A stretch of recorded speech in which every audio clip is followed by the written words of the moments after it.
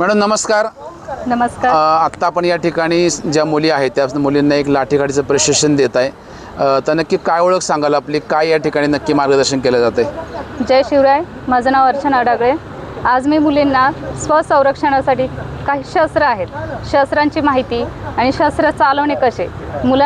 आजकाल मुली खरं तर शस्त्र म्हणजे काय हेच विसरून गेले. ते डान्स आणि आजकालच्या नवीन युगामुळे या सगळ्या गोष्टींचा आपल्याला विसर पडला. तर या गोष्टींचा विसर पडू नये, प्रत्येक गोष्टी आपण कशी हाताळली पाहिजे, प्रत्येक शस्त्र आपण कसं हाताळलं पाहिजे या सगळ्यांची माहिती देणे आणि प्रत्येक वेळेस आपण प्रत्येक संकटाला आपण कसं फेस करावं याची माहिती देऊन पण स्वतः कसं स्वसंरक्षण स्वतःचं कसं करावे यासाठी आपण प्रशिक्षण देत आहोत. आणि प्रत्येक मुलीने पुढे यावं आणि सगळ्यांचा याचा प्रत्येक मुलीने फायदा घ्यावा हीच माझी इच्छा आहे.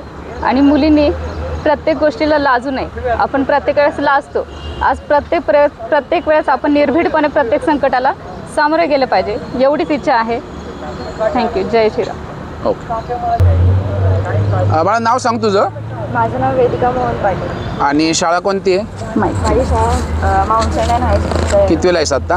मी आत्ता 9वीला आहे. बरं, तर या ठिकाणी प्रशिक्षण चालू आहे. नक्की कोणतं प्रशिक्षण आहे, काय सांगशील? इथे लाठीकाठी, दानपट्टा आणि तलवारबाजी आहे आणि अजून काही इथं प्रशिक्षण चालू आहे. बरं, तुला या ठिकाणची माहिती कोणी दिली आणि कशी मिळाली? मला या ठिकाणची माहिती एका ग्रुपवरती भेटली. बरं.